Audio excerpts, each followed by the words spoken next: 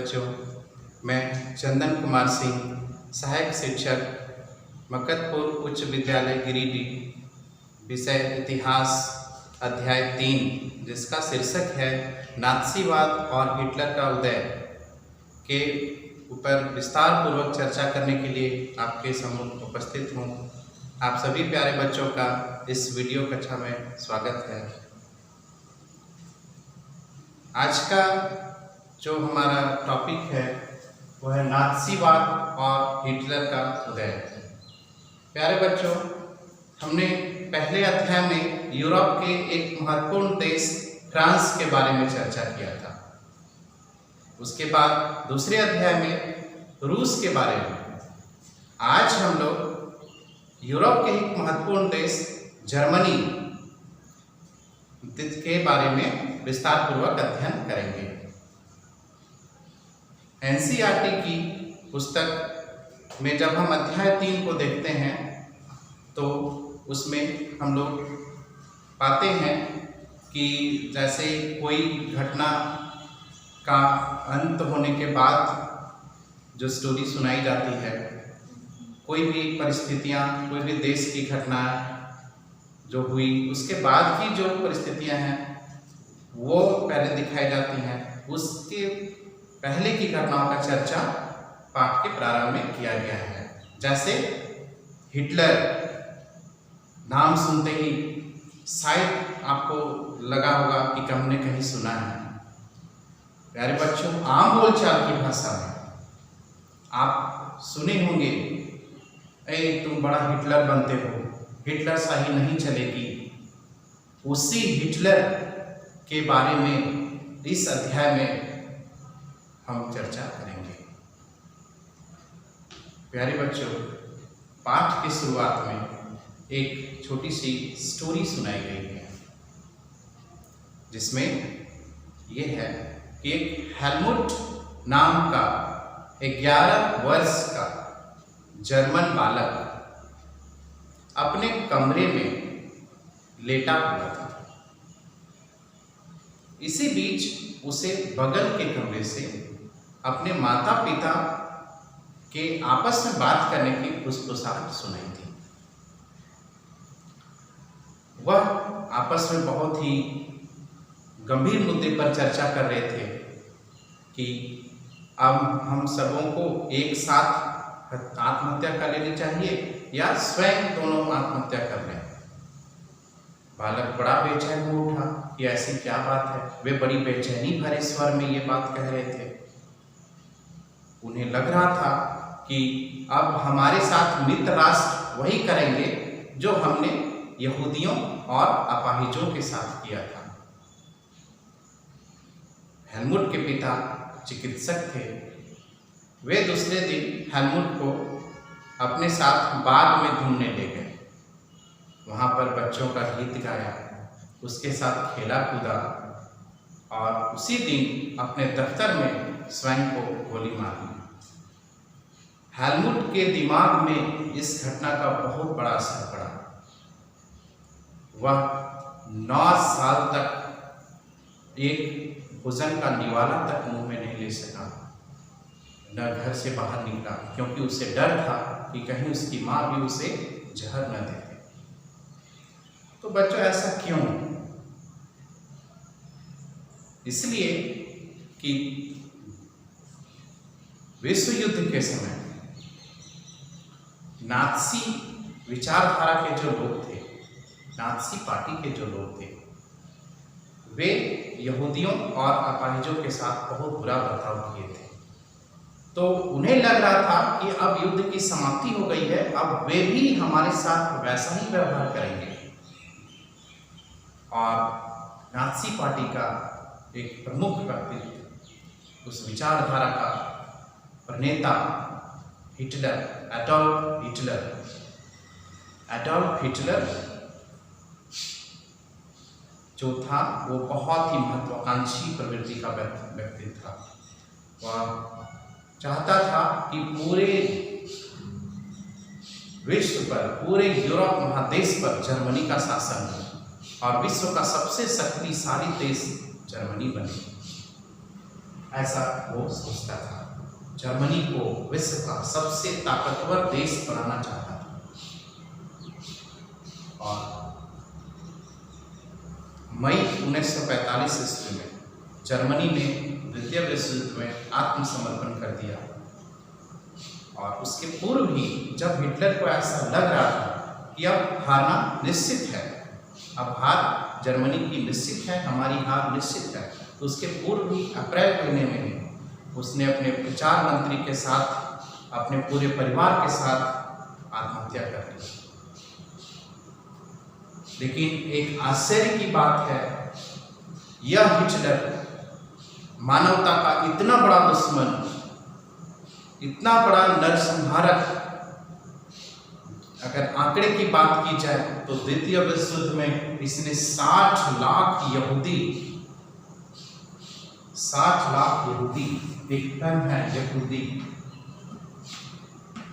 यहूदी एक प्रजाति के लोग हैं, एक जाति है। जैसे हम बात करते हैं हिंदू, मुस्लिम, सिख, ईसाई, उसी प्रकार से यहूदी भी एक जाति है। इसका पूजा घर जो है, यानी जो सिनेगॉग कहलाता है, इसका जो धार्मिक ग्रंथ है वो वेद अवेस्ता है, जैसे महाभारत, रामायण, पुराण, बाइबल, ये सब है उस प्रकार से। तो ये भी एक जाति के लोग हैं। और यहूदियों का बहुत कट्टर दुश्मन हिटलर था। तो द्वितीय विश्व युद्ध में 60 लाख यहूदियों का नरसंहार किया गया, 2 लाख जिप्सी और 10 लाख पोलैंड के नागरिक का नरसंहार किया गया। और मालूम है ये नरसंहार किस तरह हुआ? ये नरसंहार कोई गोली, बंदूक, तोप का सहारा लेकर नहीं, बल्कि माल बाहर ट्रेनों में होकर ले जाया जाता था, इन्हें यातना शिविर में रखा जाता था और फिर जहरीले गैस के चेंबर में घुसा दिया जाता था, वहीं पर लोग मौत के लिए सो जाते थे। इस प्रकार का नरसंहारक, इस प्रकार का नकारात्मक भूमिका को अदा करने वाला हिटलर पूरे विश्व में अपनी इसी ख्याति से प्रसिद्ध है। लोग इसे नकारात्मक दृष्टिकोण से मानते हैं। तो ये हुई घटना के बाद की चर्चा। अब हम लोग आखिर हिटलर कैसे उत्पन्न हुआ, कैसे इसका उदय हुआ, किस प्रकार नाज़ी विचारधारा का प्रचार प्रसार पूरे जर्मनी में हुआ, प्रथम विश्व युद्ध हुआ, पुनः द्वितीय विश्व युद्ध हुआ, ये सभी का क्या प्रभाव पड़ा, किस प्रकार से जर्मनी युद्ध लड़ा, ये सभी बातों पर चर्चा अब हम लोग करेंगे। मैंने पहले कहा कि घटना के बाद की कहानी को पहले कहा गया है, फिर से वो आखिर कैसे हुई, इसके बारे में चर्चा अब हम लोग करेंगे। बच्चों, पहले हम लोग विश्व युद्धों को समझते हैं। अभी तक पूरे विश्व में 2 विश्व युद्ध हुए हैं। पहला प्रथम विश्व युद्ध, जिसका काल है 1914 से 1918। द्वितीय विश्व युद्ध, इसका काल है 1939 से 1945। इसकी चर्चा बार बार होगी। यह विश्व युद्ध 2 गुटों में लड़ा गया। पहला गुट था मित्र राष्ट्र, जिसमें ब्रिटेन, फ्रांस, रूस मुख्य देश थे, इसके अलावा भी बहुत देश थे। दूसरा धुरी शक्तियां, सेंट्रल पावर्स, इसमें जर्मनी, इटली, जापान प्रमुख देश थे। ये ही 2 गुटों के बीच में आपसी टकराव इन युद्धों में हुआ। अब हम लोग देखते हैं कि प्रथम विश्व युद्ध, जिसका काल है 1914 से 1918। प्रथम विश्व युद्ध के बाद जर्मनी में क्या क्या परिवर्तन आए? तो प्रथम विश्व युद्ध की स्थिति क्या थी कि मित्र राष्ट्र उसमें विजयी हुए थे और धुरी शक्तियां उसमें हारी, यानी जर्मनी हारा। तो पहला टॉपिक अब हम लोग देखेंगे इसमें, वाइमर गणराज्य का जन्म जर्मनी में। तो हम लोग पहले बात करते हैं कि उस समय जर्मनी किस प्रकार का देश था। तो 20वीं शताब्दी के प्रारंभिक वर्षों में, 20वीं शताब्दी कहने का तात्पर्य है 1900 से लेकर 1999 तक, तो उसकी पहली शताब्दी, पहली सदी प्रारंभ में क्या है, जर्मनी एक बहुत ही ताकतवर देश था, काफी ताकतवर था और प्रथम विश्व युद्ध में वह मित्र राष्ट्रों के विरुद्ध में लड़ा, यानी ब्रिटेन, फ्रांस, रूस का जो गुट था उसके विरुद्ध में इसने लड़ा। और प्रारंभ में फ्रांस, बेल्जियम इन देशों पर जर्मनी ने सफलता पाई, यानी उन पर वह कब्जा हासिल करने में सफल रहा। लेकिन इसकी शक्ति को बढ़ता देख जब इसने फ्रांस, बेल्जियम जैसे देशों पर अपना कब्जा जमा लिया प्रथम विश्व युद्ध के दौरान, तो अमेरिका मित्र राष्ट्रों के समर्थन में युद्ध में शामिल हो गया और 1917 में अमेरिका विश्व युद्ध में संलग्न हुआ। और जैसे ही अमेरिका मित्र राष्ट्रों के साथ हुआ, मित्र राष्ट्रों का पलड़ा भारी हो गया। परिणाम यह हुआ कि नवंबर 1918 यानी युद्ध जिस साल अंत हुआ, नवंबर 1918 में जर्मनी आत्मसमर्पण कर दिया, यानी जर्मनी अपने घुटने टेकने को बाध्य हो गया। तो क्या हुई, इस साम्राज्यवादी जर्मनी जो इतना शक्तिशाली देश था उसका पराजय हो गया। स्थिति ये आई कि वहाँ के सम्राट को पदत्याग करना पड़ा। जर्मनी में जो राजतंत्र था, वहाँ का जो राजा था, उसे अपने पद से त्याग करना पड़ा।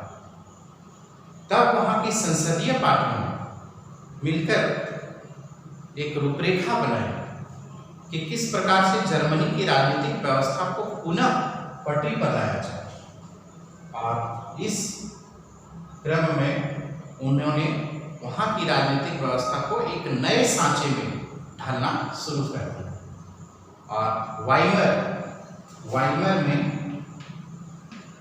वाइमर में एक राष्ट्रीय सभा आयोजित की और वहाँ पर एक लोकतांत्रिक संविधान पारित हुआ, जिसके माध्यम से जर्मनी का अब शासन संचालित होना था। वयस्क मताधिकार के माध्यम से इसके सदस्यों का चुनाव किया गया, जिसमें महिलाओं को भी मताधिकार की सुविधा दी गई। लेकिन क्या हुआ कि इस वाइमर गणराज्य ने भी अपनी पकड़ जर्मनी के जनता में नहीं बना पाई, यानी वाइमर गणराज्य के शासन को भी जर्मनी की जनता नहीं पसंद करे। क्यों? क्योंकि प्रथम विश्व युद्ध के बाद मित्र राष्ट्रों ने इस पराजित जर्मनी के साथ एक संधि की थी। जैसे हारा हुआ देश जर्मनी है, इसके साथ मित्र राष्ट्रों ने एक संधि की, जिसे वर्साय की संधि कहा जाता है। तो हमारा नेक्स्ट टॉपिक है वर्साय की संधि। वर्साय की संधि 28 जून 1919 को हुई थी। 28 जून 1919 की गई थी। इस संधि की जो शर्तें थी ये बहुत ही कठोर और अपमानजनक थी, यानी जर्मनी के लिए बहुत ही कठोर था, क्योंकि इसमें जर्मनी के जितने भी उपनिवेश थे वे सभी मित्र राष्ट्रों ने अपने हवाले कर दिया। उसकी तकरीबन 10% आबादी, जर्मनी के उपनिवेशों की 10% आबादी, 13% भूभाग यानी 13% उसका जो भूभाग है, और 75% लोहा भंडार, लौह भंडार, जहाँ पर लोहा का उत्पादन होता था, वो उसका 75% हिस्सा, और 26% कोयला उत्पादन का 26% जो था फ्रांस, पोलैंड, डेनमार्क, ये सभी के हवाले कर दिए गए। इस वर्साय की संधि के द्वारा जर्मनी अपनी शक्ति फिर से न बढ़ाए, जर्मनी की शक्ति को कमजोर करने के लिए मित्र राष्ट्रों ने उसकी सेना को भी भंग कर दिया। इसके बाद वर्साई की संधि में एक महत्वपूर्ण जो शर्त थी, युद्ध अपराध बोध अनुच्छेद, उस पर लगा दिया गया। युद्ध अपराध बोध अनुच्छेद, इसका तात्पर्य है कि युद्ध से जितनी भी तबाही हुई उसका जिम्मेवार जर्मनी पर ठहराया गया। इसी के कारण युद्ध में इतने धन और जन की तबाही हुई है।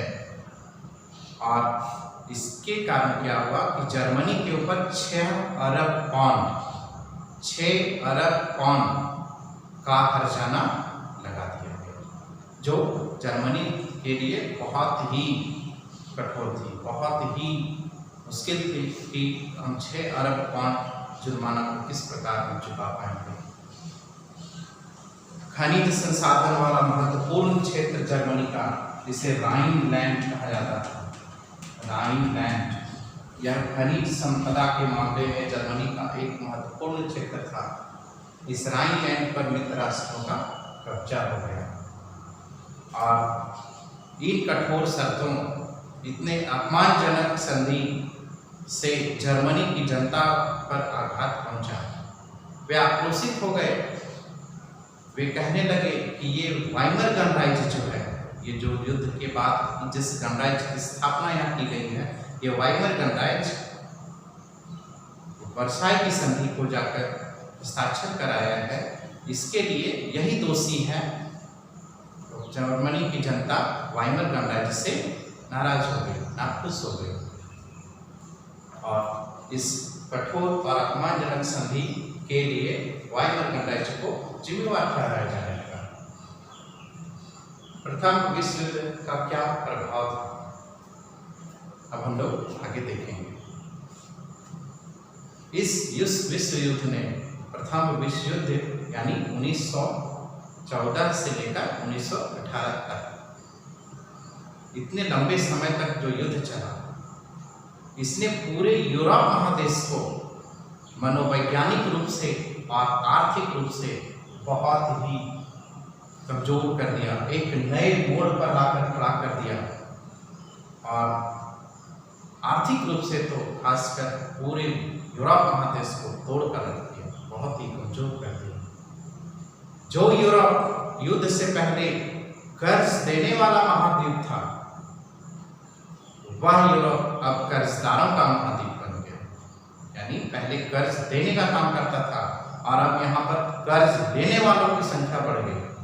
युद्ध के बाद इतने बार परिवर्तन आया और जर्मनी को हार का अपराध बोध सहना पड़ा। जैसा कि अभी हमने बताया बच्चों कि वर्साई की संधि में इस पर अपराध बोध अनुच्छेद ला दिया गया कि यही युद्ध के लिए जिम्मेवार है। इसे राष्ट्रीय अपमान कहा गया और हर्जाना चुकाने की वजह से वह जो है आर्थिक रूप से एकदम विकलांग हो चुका था, आर्थिक रूप से काफ़ी कमजोर हो गया। 6 अरब पाउंड रुपया का हर्जाना जर्मनी के ऊपर लाद दिया गया था। युद्ध का यूरोप के समाज पर, वहाँ की राजनीतिक व्यवस्था पर भी काफ़ी बुरा प्रभाव पड़ा। वहाँ के समाज में सिपाहियों को अब अधिक सम्मान दिया जाने लगा। पुरुषों को जो अच्छे माने जाते थे वो कैसे थे, जो आक्रामक प्रवृत्ति के हों, ताकतवर हों, जिनमें मर्दाना गुण हो, वैसे पुरुषों को समाज में अधिक सम्मान दिया जाने लगा, जिनमें सैनिक गुण हो। इस प्रकार का सामाजिक परिवर्तन यूरोप महादेश में आया। अब अगला टॉपिक है आर्थिक मंदी के साल। इस विश्व युद्ध के बाद, प्रथम विश्व युद्ध के बाद पूरे विश्व में, खासकर यूरोप महादेश में एक आर्थिक मंदी का दौर चला, जिसने पूरे यूरोपीय आर्थिक व्यवस्था को झकझोर कर रख दिया। जर्मनी, जिसकी चर्चा हम कर रहे हैं, इसने प्रथम विश्व युद्ध में कर्ज ले लेकर युद्ध को लड़ा था जर्मनी। और युद्ध के बाद जो हर्जाना चुकाने की बात आई तो उसने अपना स्वर्ण मुद्रा को हर्जाना के रूप में देना शुरू कर दिया और धीरे धीरे जर्मनी का जो स्वर्ण मुद्रा का जो भंडार था वह खाली होने लगा। ऐसी स्थिति में जर्मनी ने 1923 में जो उस पर कर्ज लादा गया था, जो जुर्माना देना था, वो चुकाना कम कर दिया, बंद कर दिया, चुकाने से मना कर दिया। जो भी जहां से कर्ज लिए गए थे या इसको जो हर्जाना चुकाना था, वो सभी को देने से इसने मना कर दिया। और ऐसी स्थिति में फ्रांस ने इसके महत्वपूर्ण औद्योगिक क्षेत्र जहां पर कोयला का उत्पादन बहुत ज्यादा होता था, जिसको रूर कहा जाता था, जर्मनी का कोयला उत्पादन महत्वपूर्ण क्षेत्र रूर पर फ्रांस ने कब्जा कर लिया, क्योंकि इसने हर्जाना देना बंद कर दिया था इसी एवज में। तो इस समय की स्थिति में जर्मनी ने अपने देश में कागजी मुद्रा को छापना शुरू कर दिया। बहुत बड़े मात्रा पर कागजी मुद्रा को छापना शुरू कर दिया। कागजी मुद्रा को मार्क कहा जाता है, मार्क। और इतने बड़े पैमाने पर इस कागजी मुद्रा की छपाई वहां पर हुई कि मार्क की कीमत गिरने लगी, यानी इस कागजी मुद्रा की कीमत गिरने लगी। और इससे क्या हुआ कि वहां पर आवश्यक वस्तुओं का जो दाम है काफी बढ़ गया, उसकी कीमतें बढ़ने लगी। और इस संकट को अति मुद्रा स्फीति का नाम दिया गया, अति मुद्रा स्फीति। अर्थव्यवस्था में इसकी परिभाषा है कि जब वस्तुओं की कीमतें बढ़ने लगी और मुद्रा गिरने लगी, तो ऐसी स्थिति को अति मुद्रा स्फीति कहा जाता है। तो ऐसी स्थिति जर्मनी में आ गई। बहुत बड़े पैमाने पर कागजी मुद्रा की छपाई होने से, और ऐसी स्थिति से उबारने के लिए अमेरिका ने जर्मनी में हस्तक्षेप किया, यानी जर्मनी को आर्थिक संकट से उबारने के लिए अमेरिका उसमें इंटरफेयर कर रहा था। और 1924 से 28 तक इस हस्तक्षेप से जर्मनी की आर्थिक व्यवस्था कुछ हद तक ठीक हुई, लेकिन वह भी रेत के ढेर पर खड़ी थी। यानी ये भी जो स्थिरता आई थी आर्थिक रूप से, वह भी रेत के ढेर पर खड़ी थी। और जर्मनी में जो भी सुधार हो रहा था, जो भी आर्थिक स्थिति फिर से थोड़ी थोड़ी ठीक हो रही थी, वह अमेरिकी कर्जे पर निर्भर था। लेकिन हुआ क्या, अमेरिका में 1929 ईस्वी में वहां का जो शेयर बाजार है, जिसको कहा जाता है wall street exchange, wall street exchange, यह दुनिया का सबसे बड़ा शेयर बाजार है। वॉल स्ट्रीट एक्सचेंज जो अमेरिका में है, वह धराशायी हो गया, यानी उसका शेयर बाजार गिरने लगा। और ऐसी स्थिति में जो जर्मनी को जो सहायता मिल रहा था, वह अब बंद हो गया। यानी अमेरिका ने अब जर्मनी को आर्थिक रूप से सहायता देना बंद कर दिया, और परिणाम यह हुआ कि आर्थिक मंदी शुरू हो गई। 1929 से 32 ईस्वी तक का बात किया जाए तो अमेरिका की राष्ट्रीय आय आधी हो गई, किसानों की स्थिति खराब हो गई, व्यापारियों की स्थिति खराब हो गई, उसका निर्यात गिर गया, और हालात इतने खराब हो गए कि वह स्वयं भी संभलना जो है वो उसका मुश्किल हो गया। तब इस अर्थव्यवस्था में आई मंदी, यानी अमेरिकी अर्थव्यवस्था में जो मंदी आई, इसका प्रभाव पूरे विश्व पर पड़ा। इसका असर जर्मनी के अर्थव्यवस्था पर क्या पड़ा, ये चीज को हम लोग देखेंगे, इस बात को हम लोग पढ़ेंगे कि जो आर्थिक मंदी का दौर 1929 से प्रारंभ हुआ विश्व में, उसका जर्मनी पर क्या असर पड़ा। तो चूंकि प्रथम विश्व युद्ध में जर्मनी आर्थिक रूप से बहुत ही विकलांग हो चुका था, बहुत ही कमजोर हो चुका था, और वह अमेरिकी कर्ज पर निर्भर था। लेकिन जब अमेरिका में ही स्थिति खराब हो गई, तो इस मंदी का सबसे बुरा असर जर्मनी पर पड़ा, जर्मनी की अर्थव्यवस्था पर पड़ा। और 1932 ईस्वी में जो औद्योगिक उत्पादन था वो 1929 ईस्वी की तुलना में 40% हो गया। यानी अगर 1929 ईस्वी में 100% है तो 32 में वो 40% हो गया। इतना ह्रास हुआ, मजदूर बेरोजगार हो गए और जो थे भी उन्हें काफ़ी कम वेतन मिलने लगा। बेरोजगारों की संख्या बढ़ गई। एक आंकड़े की भी बात की जाए तो जर्मनी में उस समय 60 लाख बेरोजगारों की संख्या हो गई, 60 लाख। और इतना बुरा हाल बेरोजगारी का था कि जर्मनी की सड़कों पर जो बेरोजगार खड़े रहते थे तख्ती लगाकर, और उस तख्ती में लिखा रहता था मैं कोई भी काम करने को तैयार हूँ। इस प्रकार का स्थिति आ गया। और वहाँ पर जितने भी बेरोजगार नौजवान थे वे ताश खेलते देखे जाते, नुक्कड़ों में झुंड लगाए रहते थे, रोजगार के दफ्तरों में भारी संख्या में वे लोग लंबी कतार में खड़े रहते थे। ये रोजगार के कारण था, रोजगार के अवसर कम हो गए। परिणाम क्या हुआ कि इस प्रकार का जो युवा वर्ग जो खाली था, जिसे कोई काम नहीं मिल पा रहा था, वे अपराध में संलग्न हो गए। यानी आपराधिक प्रवृत्तियां जर्मनी में बढ़ने लगी, घटनाएं बढ़ने लगी, और इसके साथ खुदरा व्यापारियों की भी दशा काफ़ी खराब हो गई। उनका भी जो कारोबार था, जो उद्योग धंधे थे, वे बंद होने लगे। इस प्रकार की स्थिति जर्मनी में आ गई, जहाँ पर बेरोजगारों की संख्या, किसानों की स्थिति, व्यापारियों की स्थिति काफ़ी खराब हो गया। एक टर्म है यहाँ पर सर्वहाराकरण। सर्वहाराकरण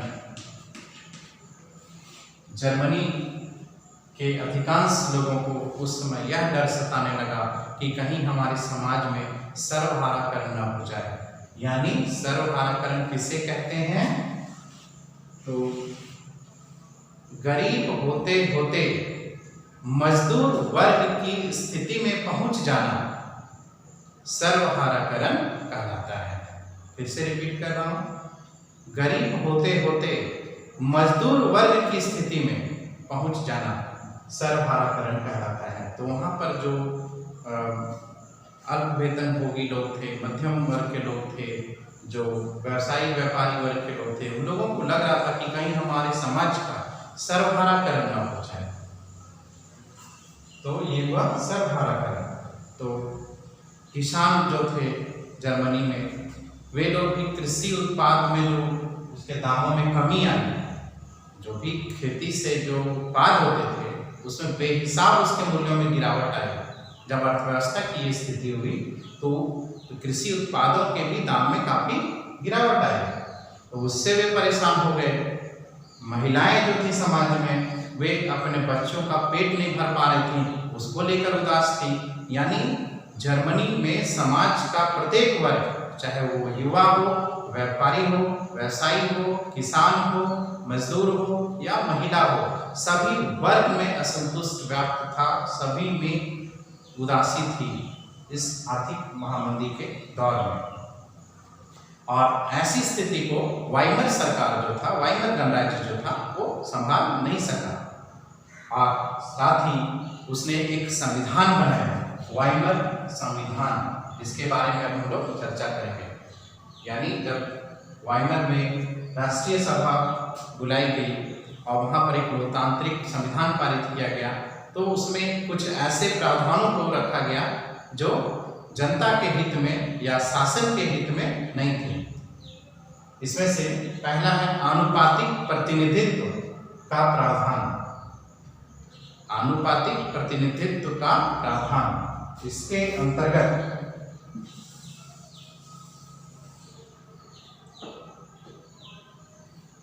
क्या होता था कि जर्मनी में गठबंधन की सरकार का आना ज्यादा हो गया था।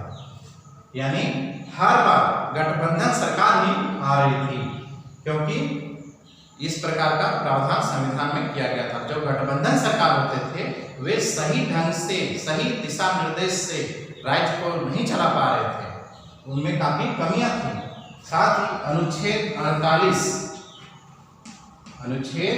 48 का प्रावधान इसमें किया गया था। वाइमर संविधान में इसके अंतर्गत क्या था कि राष्ट्रपति को कुछ विशेषाधिकार थे, जैसे राष्ट्रपति आपातकाल लागू कर सकता है, पहला। दूसरा, राष्ट्रपति चाहेगा तो नागरिक अधिकारों को रद्द कर सकता है। तीसरा, राष्ट्रपति को अध्यादेश के माध्यम से शासन चलाने का अधिकार प्राप्त था। और ये तीनों जो हैं वो राष्ट्रपति को यानी वहां के शासन को निरंकुश बनाने के लिए काफी था। इसने अपने छोटे से जीवन काल में यानी वाइमर गणराज्य का जो काल था वो अपने पूरे कार्यकाल में इस अनुच्छेद का बहुत बार प्रयोग किया, यानी आपातकाल लागू करना, अध्यादेश के माध्यम से शासन चलाना, नागरिक अधिकारों को रद्द करना, इस प्रकार के काफी कार्य किए वाइमर गणतंत्र ने। और यही कारण है कि जर्मनी की जनता को इस संसदीय व्यवस्था से भी, ये जो वाइमर गणराज्य था, इससे भी वे लोगों का भरोसा टूट चुका था, क्योंकि प्रथम विश्व युद्ध के बाद जो जर्मनी में समस्याएं थी उनका हल इस वाइमर गणराज्य के द्वारा नहीं ढूंढा गया था। इसलिए वे इस वाइमर गणराज्य से, इस वाइमर संविधान से काफी खफा थे। और इस परिस्थिति का लाभ उठाते हुए एक महत्वपूर्ण व्यक्तित्व, जिसके बारे में हमने प्रारंभ में भी चर्चा किया, उसका उदय होने की बात आती है, जिसका नाम है हिटलर, एडॉल्फ हिटलर। जर्मनी में वाइमर गणराज्य के शासन, वर्साई की संधि, वाइमर संविधान, जनता का आक्रोश, इन सभी पृष्ठभूमि में एक तानाशाह का उदय होता है, एक महत्वपूर्ण व्यक्तित्व का उदय होता है, जिसे हिटलर, एडॉल्फ हिटलर का नाम दिया गया है। एडॉल्फ हिटलर का उदय अब हम लोग देखेंगे।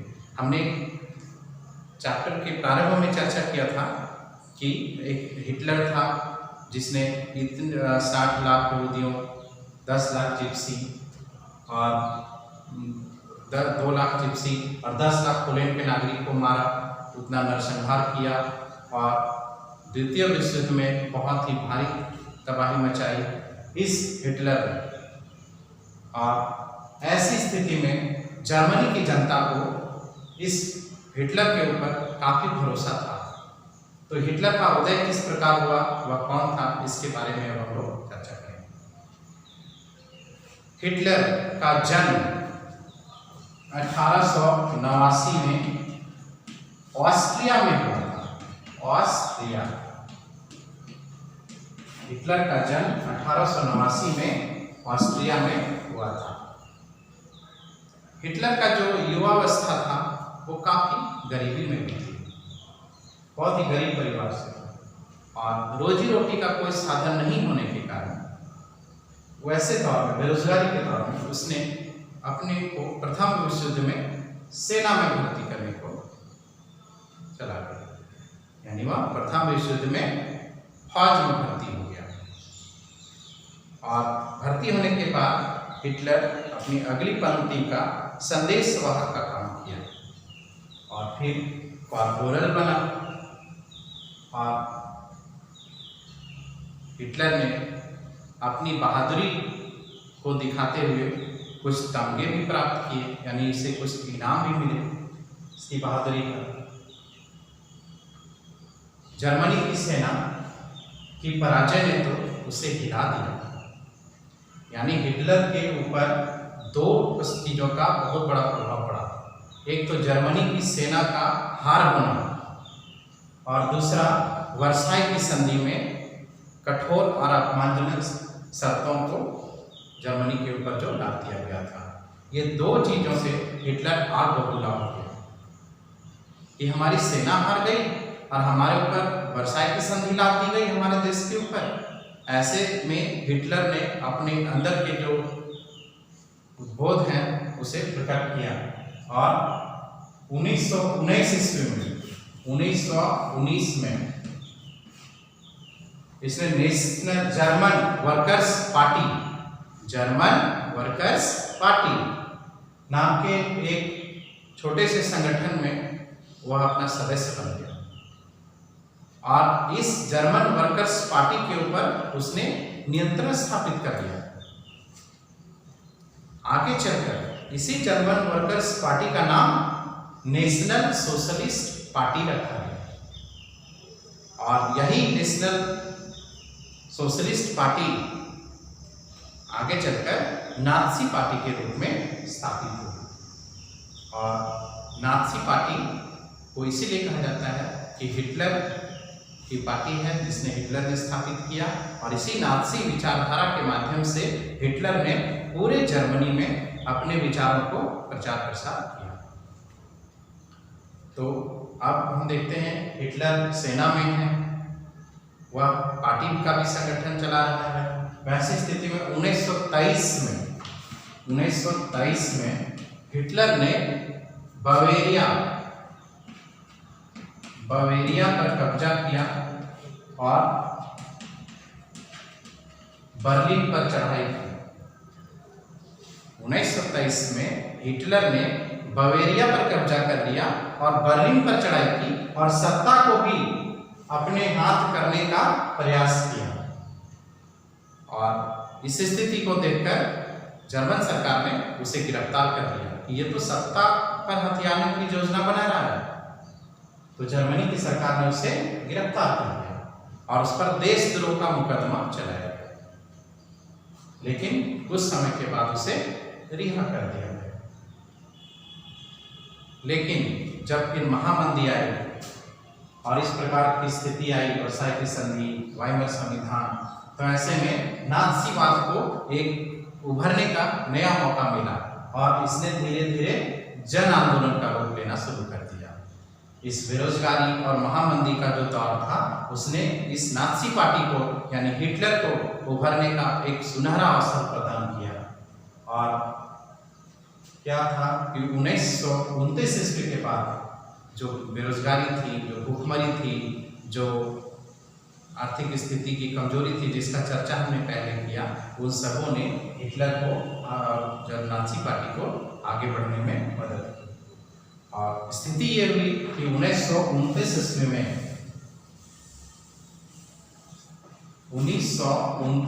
में जर्मन संसद जिसको राइक्सटैग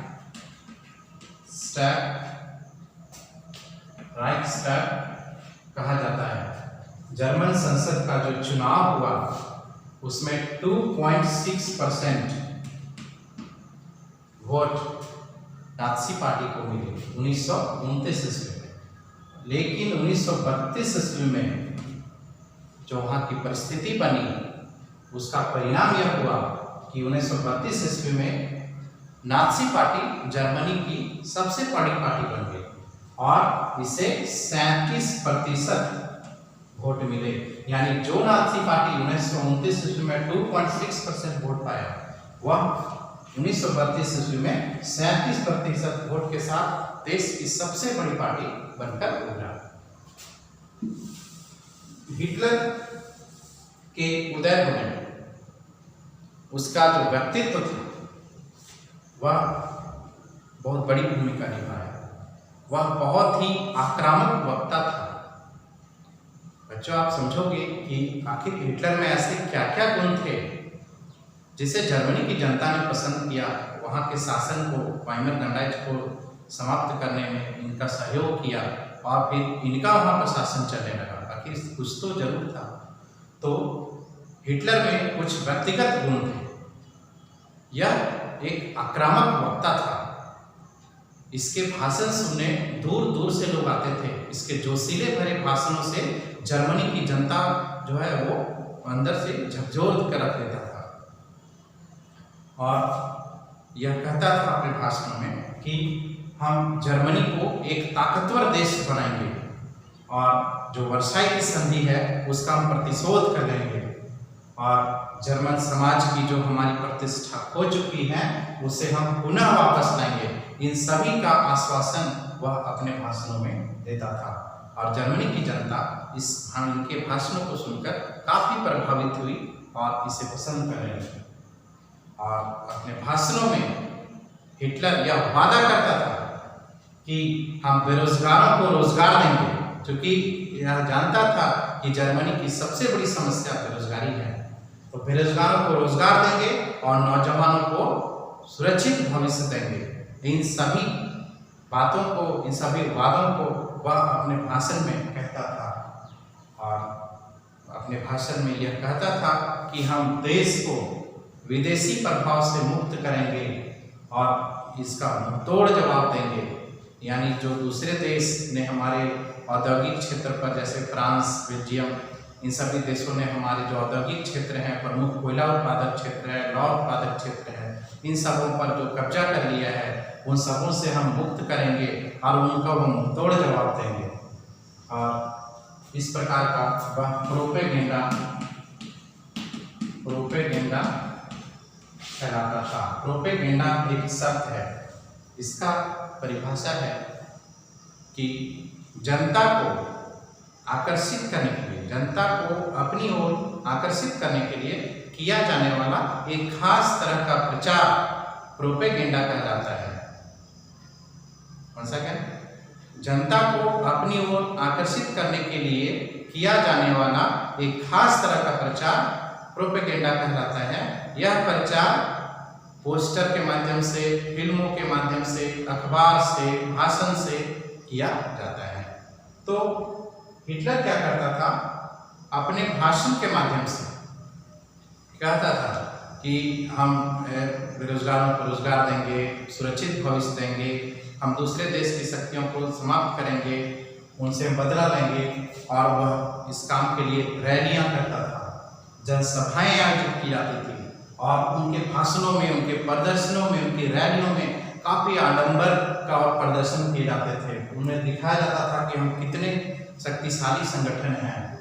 और नाज़ी पार्टी के सदस्यों ने हिटलर को एक मसीहा के रूप में, एक रक्षक के रूप में पेश किया, और नाज़ियों ने तर्क दिया कि यही हिटलर है जो जनता की को तबाही से उबारने के लिए आया है, जनता की को तबाही से उबारने के लिए अवतार लिया है।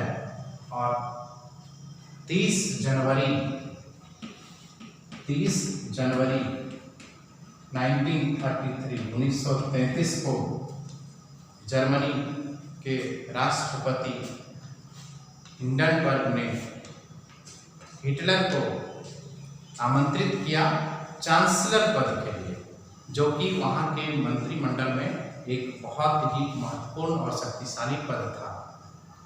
तो इस प्रकार हिटलर ने परिस्थितियों को देखते हुए और अपने व्यक्तित्व के से जर्मनी की जनता को आकर्षित किया, और एक फौज के रूप में जिसने अपने कैरियर को शुरू किया, वह जर्मनी का चांसलर बन बैठा।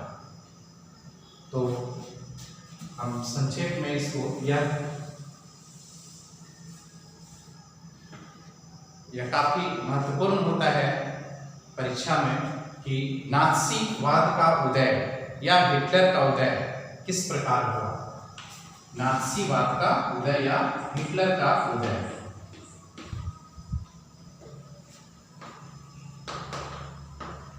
हिटलर का उदय किस प्रकार हुआ, तो इसको हम लोग पॉइंट में संक्षेप में देखेंगे, जो आपको पढ़ने में सुविधा देगा।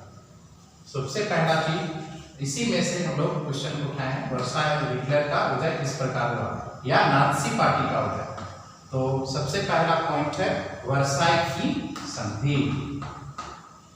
वर्साय की संधि काफी कठोर और अपमानजनक थी।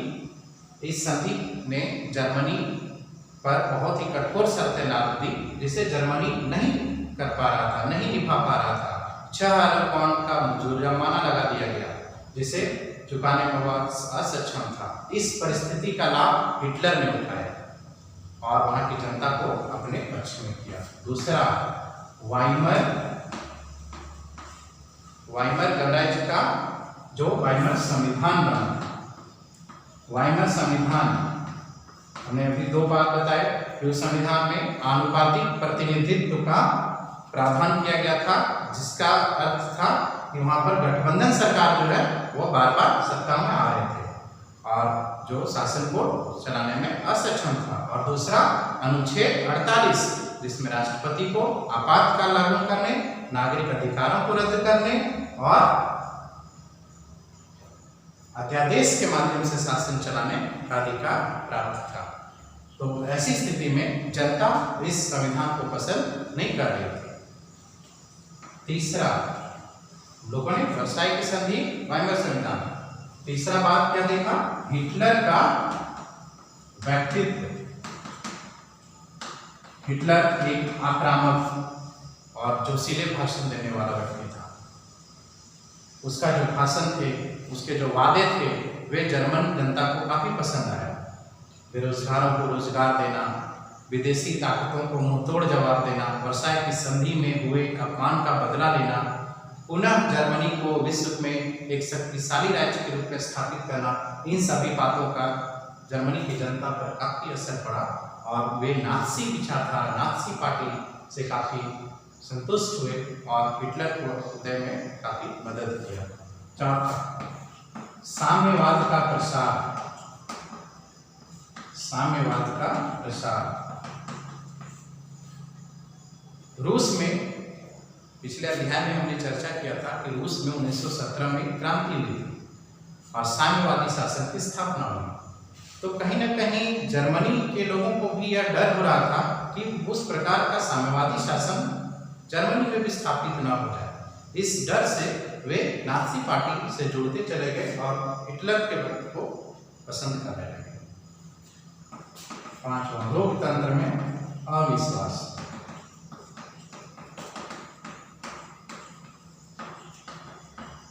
हिटलर या नाज़ी पार्टी लोकतंत्र में विश्वास नहीं करते थे।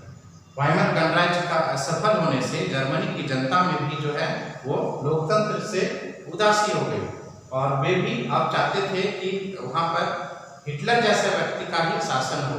लोकतंत्र में उनकी आस्था खत्म हो गई थी और इन कारणों से वहाँ पर जर्मनी में नाज़ी पार्टी, नाज़ी विचारधारा का उदय हुआ और हिटलर को भी उदय होने में उनकी परिस्थिति हुई। नाज़ी पार्टी का उदय या हिटलर का उदय दोनों सेम है।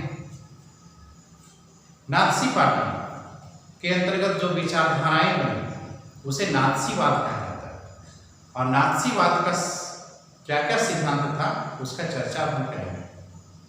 नाज़ीवाद में सबसे पहली बात थी उस विचारधारा में, हिटलर का मानना था कि शासन तानाशाही होना चाहिए, यानी किसी भी प्रकार का कोई नियंत्रण शासन के ऊपर न हो, वो जो कहा वो आदेश, अच्छा हो या बुरा हो।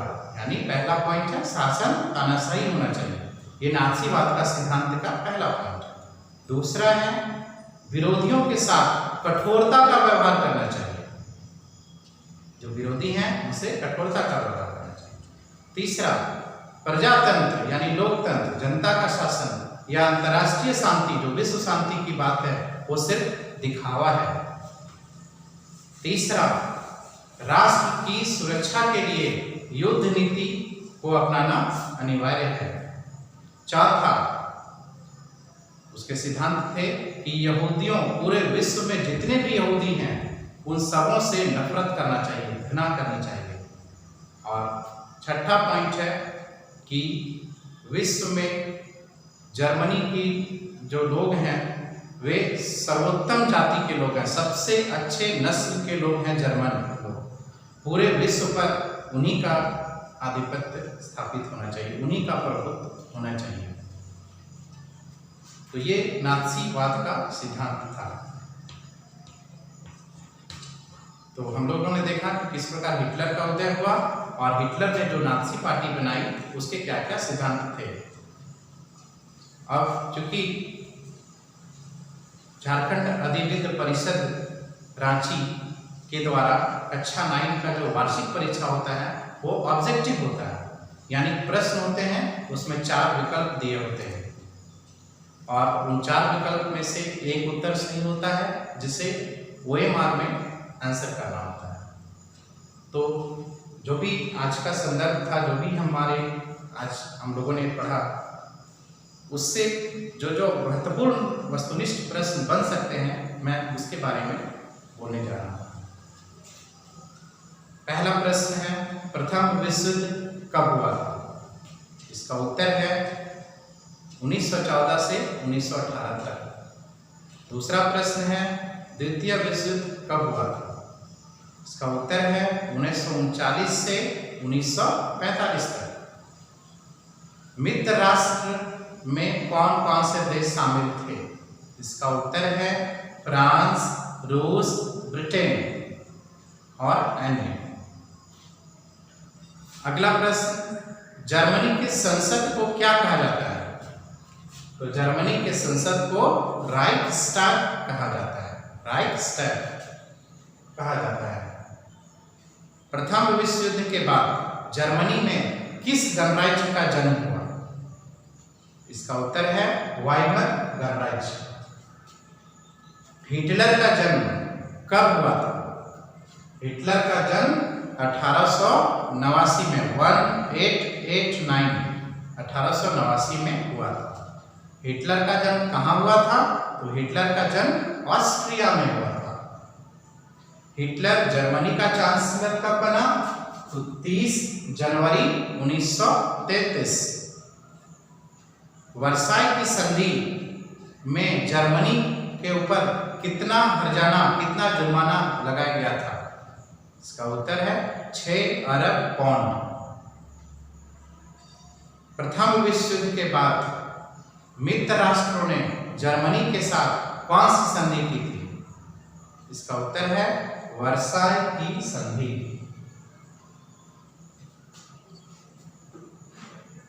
दुनिया का सबसे बड़ा शेयर बाजार कौन है? हमने भी चर्चा किया। इसका उत्तर है वॉल स्ट्रीट एक्सचेंज। कहाँ का? अमेरिका का। तो इससे संबंधित जो वस्तुनिष्ठ प्रश्न था, महत्वपूर्ण, जो परीक्षा के लिए काफी उपयोगी है, ये थे। अब हम आज आपको होमवर्क देने जा रहे हैं। आप अपने कॉपी और पेन को रेडी करेंगे। जो जो प्रश्न मैं दे रहा हूँ होमवर्क में, आप उससे नोट करेंगे और अगले वीडियो क्लास में उस पर फिर चर्चा होगी और देखा जाएगा। पहला प्रश्न है, सर्वहाराकरण। सर्वहाराकरण क्या है? सर्वहाराकरण क्या है? हमने बताया था कि गरीब होते होते मजदूर वर्ग की आर्थिक स्थिति में पहुंच जाना सर्वहाराकरण कहलाता है। वर्साई की संधि की शर्तों को लिखें। हमने प्रारंभ में चर्चा किया कि प्रथम विश्व युद्ध के बाद जर्मनी के साथ मित्र राष्ट्रों ने वर्साई की संधि की, जो काफी कठोर और अपमानजनक थी। इसमें उसके प्रमुख औद्योगिक क्षेत्र पर अधिकार कर लिया, उसकी सेना भंग कर दी गई, उस पर 6 अरब पाउंड का जुर्माना लाद दिया गया। इन सभी बातों को आप नोट करेंगे। तीसरा मेरा प्रश्न है कि मित्र राष्ट्र में कौन कौन से देश शामिल थे? मित्र राष्ट्र में कौन कौन से देश शामिल थे?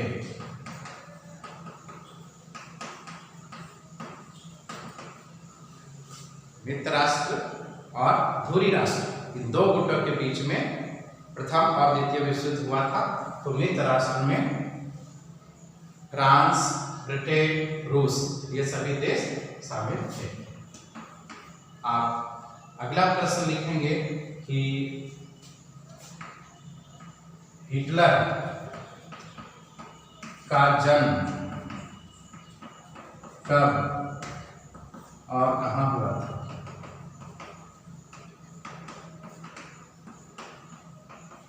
हिटलर का जन्म कब और कहाँ हुआ था? इसका उत्तर हिटलर का जन्म 1889 में ऑस्ट्रिया में हुआ था। पांचवा और अंतिम प्रश्न है कि दुनिया का सबसे बड़ा